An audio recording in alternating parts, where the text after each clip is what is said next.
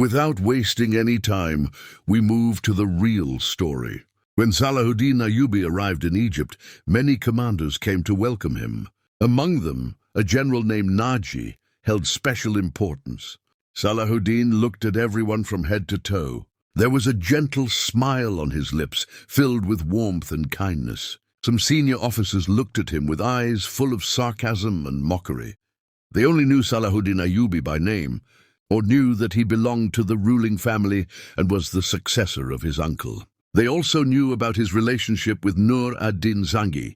In their eyes, Salahuddin's importance came only from his family background or from the fact that he had arrived as the military governor of Egypt. Beyond that, they gave him no real respect. One old officer whispered to another standing beside him, "He's just a child. We will raise him ourselves." Historians of that time cannot tell whether Salahuddin Ayyubi understood how these men truly saw him or not. Among the crowd welcoming him, he did look young. But when he stopped to greet Naji, a clear change appeared on Salahuddin's face. Salahuddin extended his hand to shake hands with Naji. Naji, who was nearly the same age as him, first bowed like a loyal courtier. Then he embraced Salahuddin warmly. He kissed his forehead and said, "My last drop of blood will be spent protecting your life. You are a trust from Zangi and Shirkuh in my hands. My life is not more valuable than the honor of Islam." Salahuddin Ayyubi kissed Naji's hand and replied, "Respected sir, protect every drop of your blood.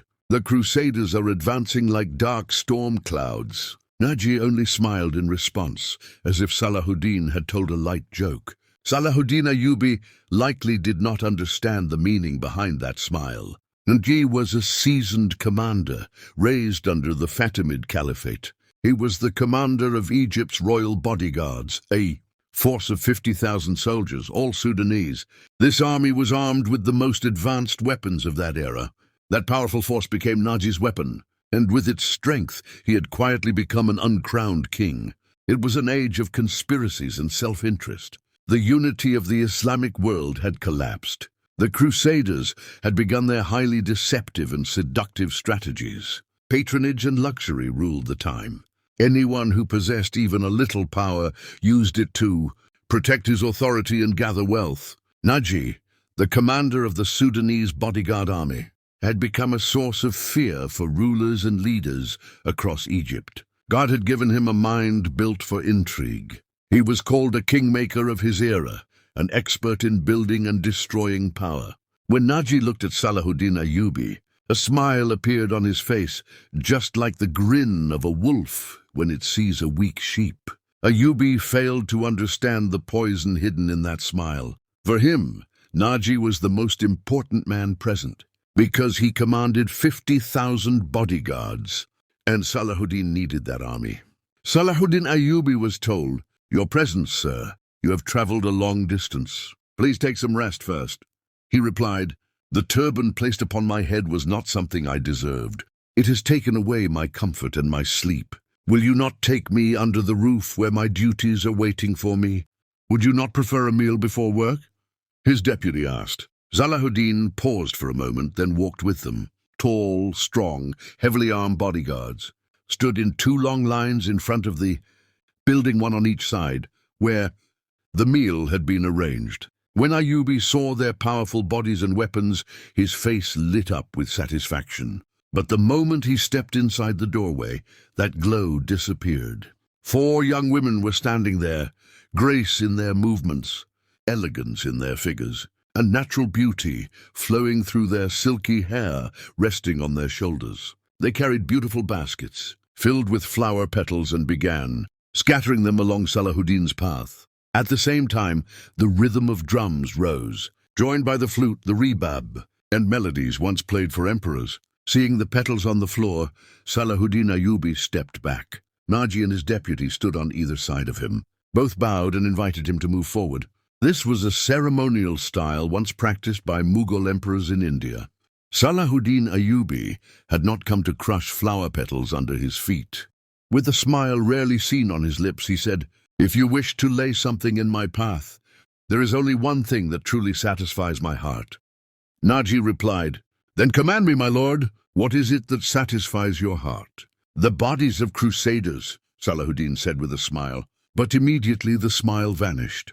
Flames seemed to rise from his eyes. In a low voice, filled with anger and severity, he said, "Do you not know that a Muslim's life is not a bed of flowers? The Crusaders are eating away at the Islamic Empire like rats. And do you know why they are succeeding? Because we have started walking on flower petals. We have stripped our daughters of dignity, played with their honor, and crushed their respect.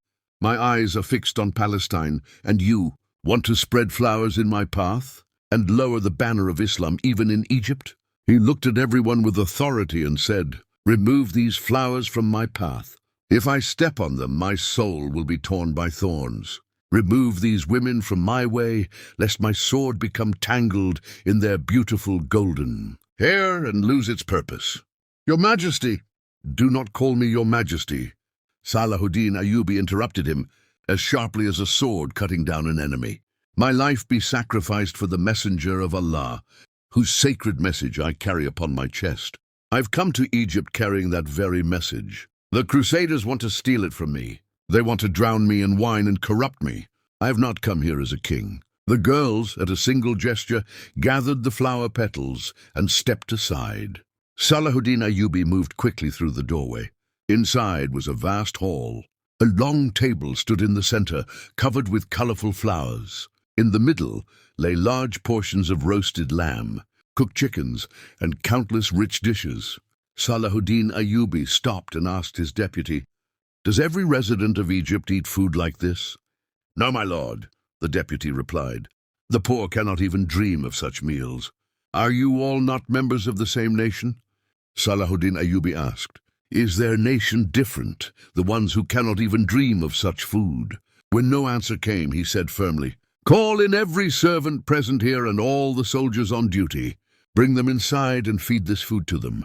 He quickly picked up a piece of bread, placed 2 or 3 pieces of meat on it, and ate while standing. He finished the bread swiftly, drank water, and then took Naji, the commander of the bodyguards, with him into the room that served as the vizier's office. 2 hours later, Naji came out. He rushed to his horse, mounted it, struck the reins, and disappeared into the darkness. That night in Naji's private chamber, his senior commanders, men he trusted and shared secrets with, sat drinking wine. Naji said with a dismissive smile, "It's the fire of youth. I will cool him down in a few days. That cursed man, every time he speaks, he swears by the Lord of the Kaaba that he will drive the Crusaders out of the Islamic lands." One commander said mockingly, "As if there is any breath left in the Islamic Empire. Its life has already drained away. Now the Sudanese will rule,